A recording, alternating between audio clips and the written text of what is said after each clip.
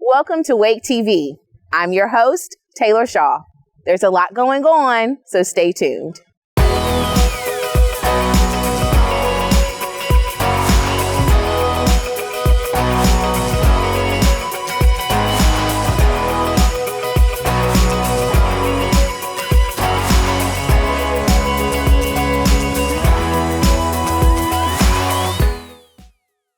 Each year, the chair of the Wake County Board of Commissioners hosts the State of the County Address.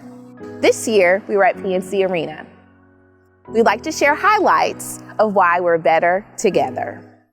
First, I want to say thank you to my fellow commissioners for being here this evening and for helping me highlight some of the wonderful work that's happening in Wake County.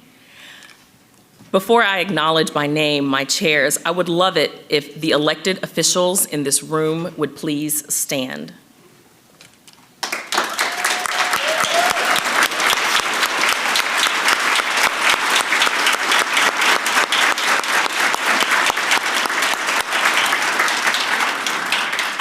In a room like this one, when you start naming names and calling out people from a list, you're bound to forget anyone. So it was easier to ask you all to stand, and you all deserve that round of applause. Vice Chair Evans, Commissioner Adamson, Commissioner Calabria, Commissioner Mile, Commissioner Stallings, and Commissioner West, could you all rise?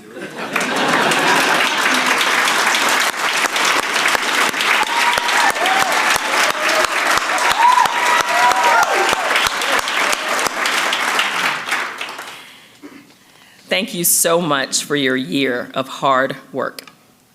I have the honor of hosting tonight's festivities, but it takes a whole team to get it done. And that team includes all of you in this room tonight.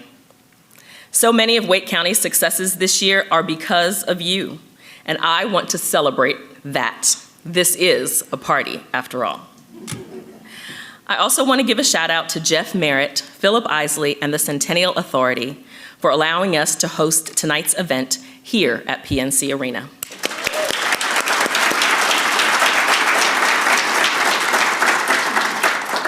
My family and I are huge Caniacs, and we're really hoping that this season Coach Brenda Moore and the boys bring home the Stanley Cup. We also love NC State basketball, and don't even get me started on the amazing shows. Look at the Wolfpack. The amazing shows that happen here, Dave Chappelle, Kem, and my all-time favorite, LL Cool J. See. My husband Raymond and I saw them all here at PNC. I selected this venue because it's an incredible example of the positive path we can forge for this community when we collaborate. In August, our board and the City of Raleigh Council voted unanimously to invest millions of dollars generated by the hospitality tax in projects that will increase tourism while supporting arts and culture, conventions, and sports. One of those projects is the PNC Arena. With an injection of more than $300 million over 25 years, this space will undergo a major glow up, as the kids say. We're talking about elevating fan experiences with better seating and food offerings and improving the building's infrastructure to attract bigger and better concerts and family events. Jeff Merritt, where's Jeff? I know that means Beyonce's coming, right? Thank you, Jeff. Thank you, Jeff. Thank you. Thanks to the county and the city's commitment, the Canes have extended their lease of PNC Arena for another 20 years.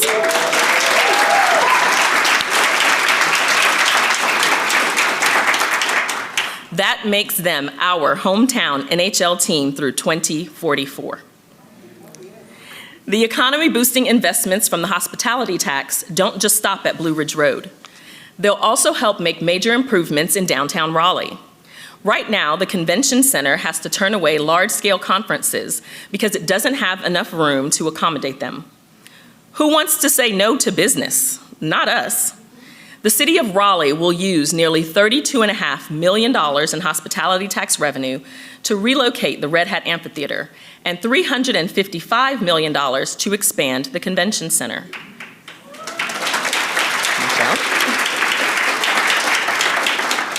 Thank you, Marshall, and City Council. Just imagine the global groups that we can host with another 500,000 square feet of meeting space and 30 more breakout rooms. And of course, the conference attendees will need a place to stay. So we're investing $75 million in hospitality tax revenues to develop the infrastructure to support a new Omni hotel with more than 500 rooms.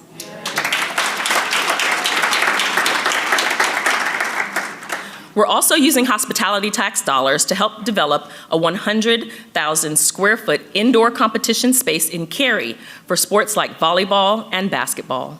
And we've allocated $23.5 million to support additional county-wide needs. These projects are good for our economy and our quality of life. It's that part, our quality of life, that draws businesses to Wake County because they know we have the fertile soil that they need to grow. Just ask Michael Haley, the Executive Director of Wake County Economic Development. He and his team have rolled out the welcome mat, and in this past year alone, they've led 139 projects considering Wake County for growth. These projects resulted in 4 announcements over the course of the year, and 1 more at the outset of this fiscal year. They represent $300 million in capital investments and 300 new jobs, many in growing fields like biotechnology and information technology. That brings the team's 5-year total to more than 10,000 jobs and $4.3 billion of investment. Yes, billion with a B.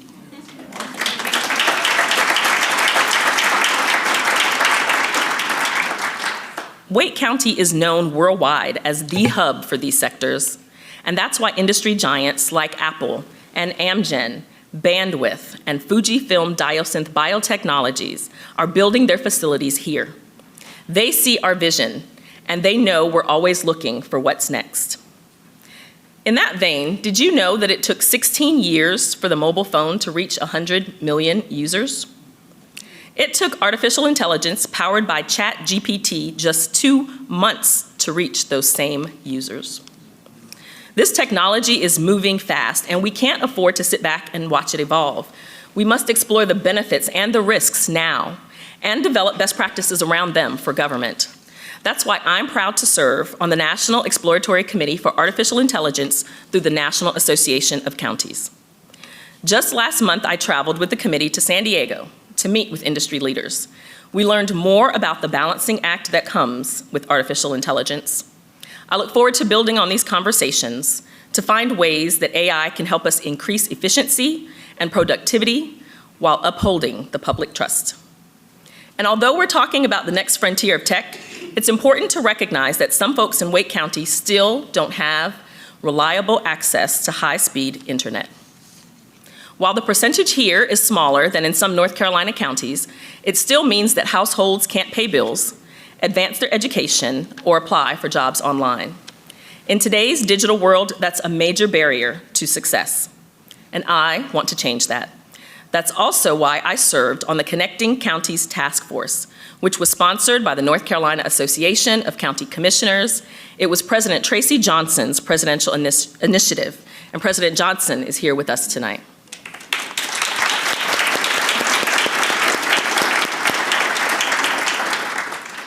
We're still working with NCDIT to use grants and other tools to help bridge the digital divide. I'm proud to say that Wake County will benefit from a great grant given this year to internet service provider Brightspeed.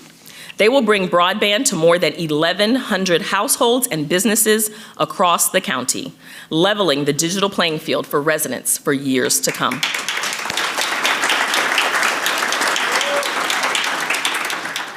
Tech doesn't always mean sitting at a computer. Sometimes it means taking flight, literally, hundreds of feet above the earth. I want to give a shout out to our amazing HBCUs. I know Dr. Dillard is with us tonight. But there's a new partnership in place between Wake Tech and one of our state's HBCUs, Elizabeth City State University.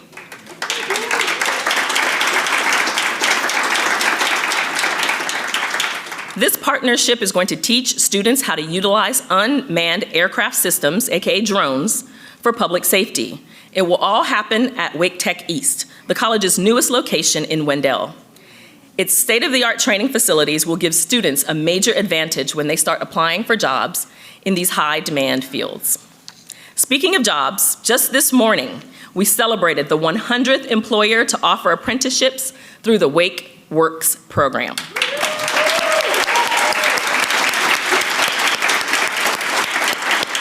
I see you back there, Matt Smith, and Scott Rawls, Gail Green, Wake Tech's in the house. We started Wake Works 3 years ago with Wake Tech to address the shortage of technical workers in our community. And I'm thrilled to say more than 300 students are now in apprenticeships in 21 different occupations. They're gaining on-the-job training and the credentials they need to succeed, all while earning a paycheck. I also want to highlight the strides we've made to give our youngest residents a solid educational foundation. This summer, we joined Wake County Smart Start in welcoming the largest Wake 3 school class yet.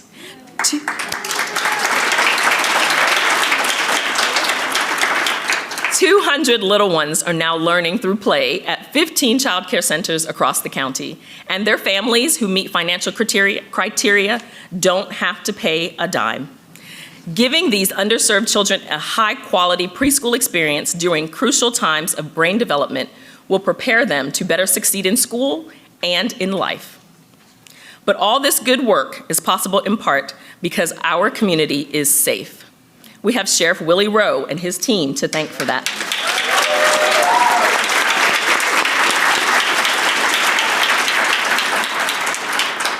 I am so proud of the relationship that we have with Sheriff Rowe, and I applaud the culture of fairness, openness, and transparency that he's fostering. When he came into office, he inherited 200 vacant positions. This year, we're helping him fill them by stepping up the budget. This board increased the market ranges for deputies and detention officers, providing them with the same starting pay of more than $50,000 a year.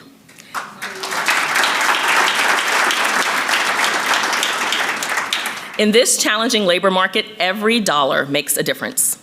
We also reclassified 5 positions to serve as school resource officers and added a new position to that team, an investigator who works specifically on school-related cases. We've all seen images on the news of violence in schools nationwide. And as a mother, it's really hard to watch.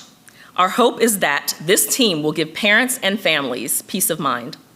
I know that Sheriff Rowe is dedicated to creating positive relationships with our school communities and keeping children safe in the classroom, just like he wants to keep residents safe at home, at work, and elsewhere in Wake County. You'll hear more about it straight from the sheriff in just a little bit. When emergencies strike, it takes far more than one department or agency to respond. It's a total team effort that often involves the sheriff's office, EMS, fire services, and emergency management, and those are just the public safety agencies. Our county departments play a vital role in any activation, and depending on the incident, we could call on representatives from the Red Cross, Wake County Public Schools, Duke Energy, and many others. After spending more than 2 years in crisis response mode during the pandemic, we can say with certainty that when these challenges happen, it pays major dividends to have all the right players in the same place at the same time. Discussions happen faster, decisions are made more effectively, and we get people the help they need sooner. Just last month, we cut the ribbon, which was actually emergency scene tape, y'all, on a brand new Emergency Operations Center in downtown Raleigh.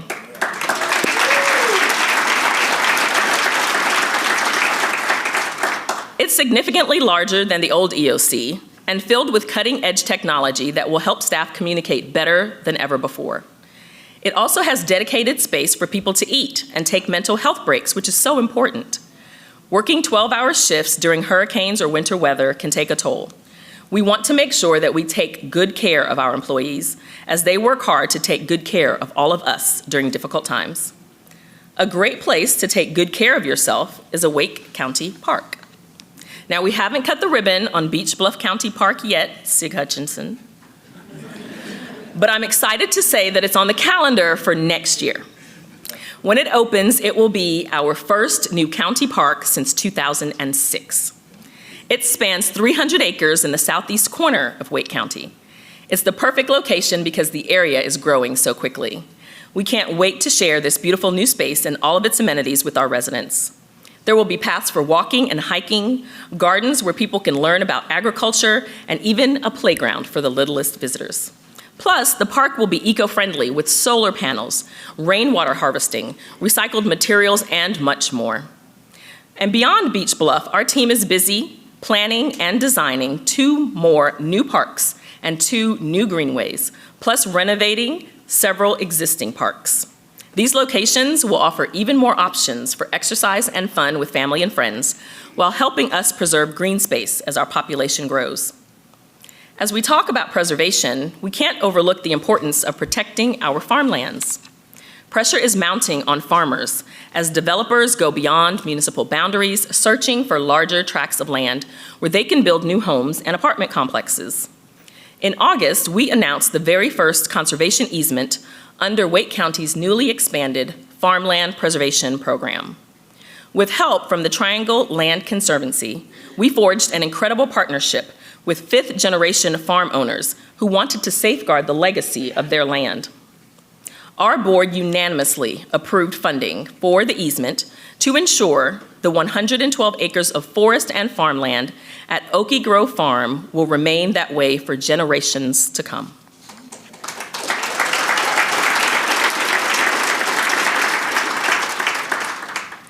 The active farm includes land where refugees from Myanmar grow food native to their homeland, preserving their culture and nourishing their community. That brings us to about 4,000 acres of farmland permanently protected in Wake County.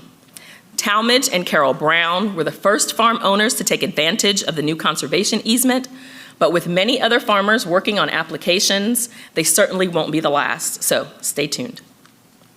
When we surveyed the community about the issues most important to them, it's no surprise that the region's growing and affordable housing were numbers 1 and 2. Wake County, we hear you, we're listening. We've taken big steps this year to advance our affordable housing initiatives so that we can provide more families with safe, stable places to live. Our Housing Preservation Fund is rounding out its first year, and I'm excited to say it's already preserved or is currently underwriting nearly 210 affordable units that would otherwise have been demolished by the end of this year. Our partnership with private sector donors has proved invaluable and is sustaining the affordable housing stock that we have. It's going so well that our housing staff are already strategizing the next phase of this fund, which is the acquisition of properties that are not currently being used for affordable housing so that we can do more good in more parts of Wake County in the future. Thank you, Lorena McDowell and team.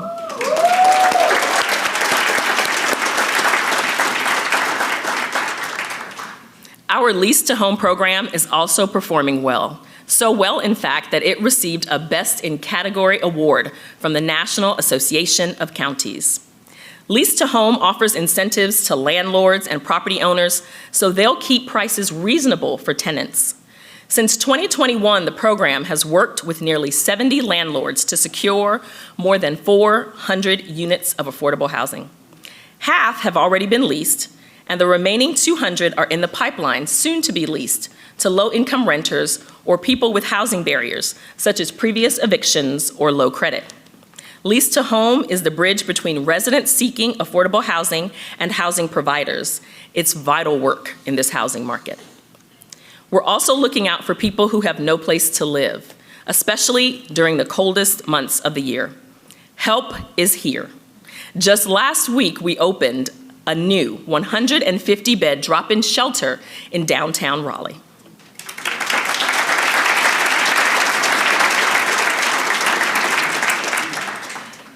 The Bryant Center will stay open 7 nights a week, no matter the temperature, through March. This is a game changer, and it was made possible by funding from Wake County and the City of Raleigh.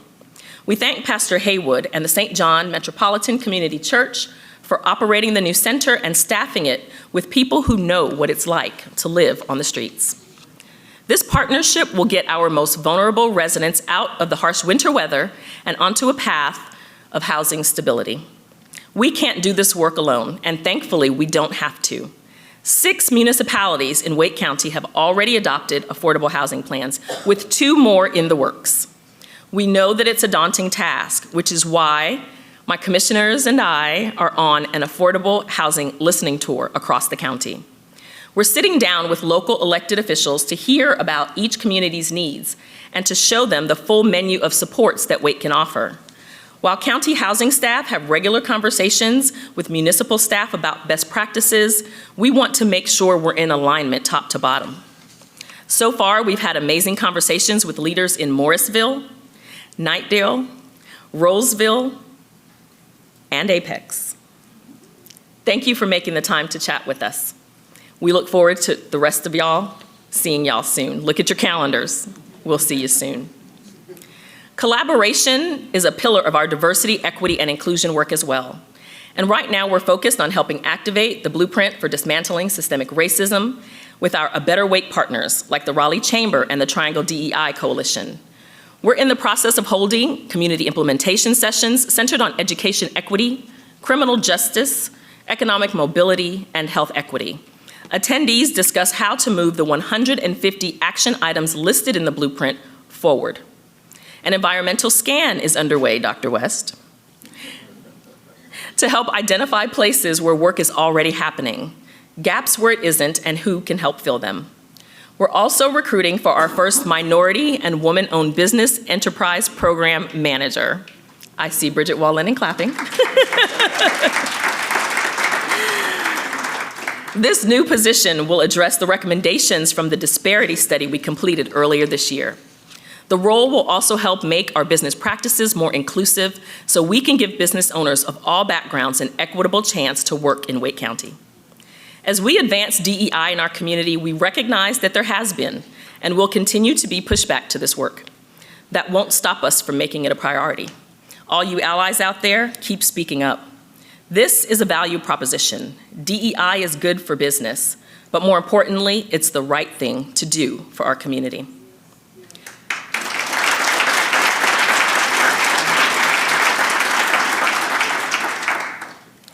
Another right thing to do for our community is supporting the health and well-being of our 4,700 employees. We call them affectionately Team Wake. And they are the engine that powers everything that we do. They're dedicated to serving the public, and we appreciate the help they provide to our 1.1 million residents every day.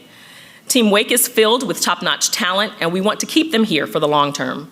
One way we're doing that is by focusing on employee wellness. It can be stressful doing important work, overwhelming even. Just ask any elected official in this room. Wake County has a toolbox filled with programs and resources to help. They include on-site health care at our newly renovated Employee Health Center, fitness classes, massage therapy, financial planning, virtual therapy sessions, and skill-building courses like cooking. I want to work for Team Wake. Right? I do. And that's not even the whole list, y'all. Did I mention that staff also get 2 wellness days a year off of work? We want our employees to proactively take time for wellness so that they aren't forced to spend time tending to illness. And for all those reasons, I'm proud to announce that Wake County has been named the healthiest workplace in the Triangle.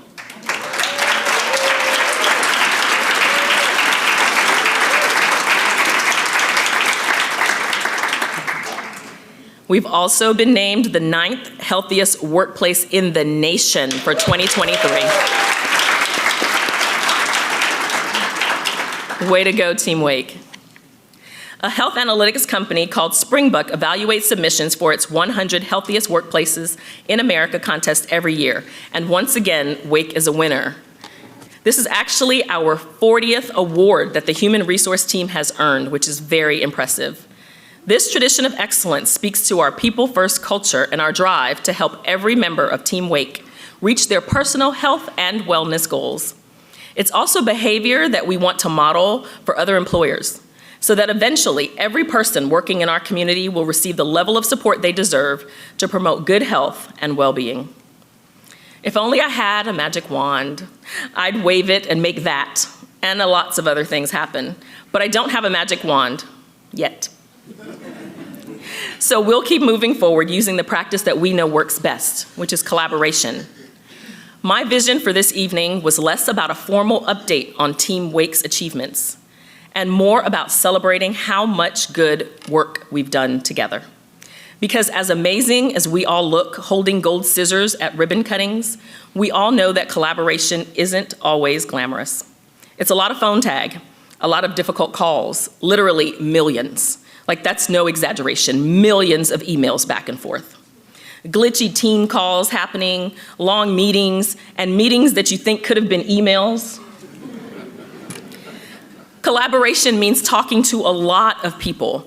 It's talking to people with different perspectives and different goals, different communication styles, all about different and sometimes really difficult topics. Y'all, I know it's hard to believe, but I'm actually really an introvert. No, like for real, I'm an introvert. And collaboration takes so much energy and a ton of time too. But being a public servant is so worth it. It's so worth it. The work is hard, but we, and I can speak for the we right here on this front row and over there on that front row, we do it because we're passionate about this county and about the people in this county. We want to capitalize on our collective strengths and continue leading the county in the right direction. All that's to say that partnership is not a buzzword that gets thrown around lightly here. In Wake County, it represents the hard work that moves us all forward. I'm incredibly proud of what we've accomplished this year, and I'm grateful for the privilege to do it with all of you. As I look around this room tonight, I see the faces of so many amazing people who've joined forces with me and with this board to turn ideas into tangible realities. And that's how I know that we are better together. Each year between October and March, the Warmth for Wake program brings volunteers together who chop up firewood and deliver it to those who need it most all over the county. Weather permitting, volunteers meet every other Saturday throughout the winter to chop and deliver firewood. In addition to firewood delivery, Warmth for Wake also distributes new and gently used space heaters to residents in need. If you'd like to learn more about how you can help, please visit the website on your screen.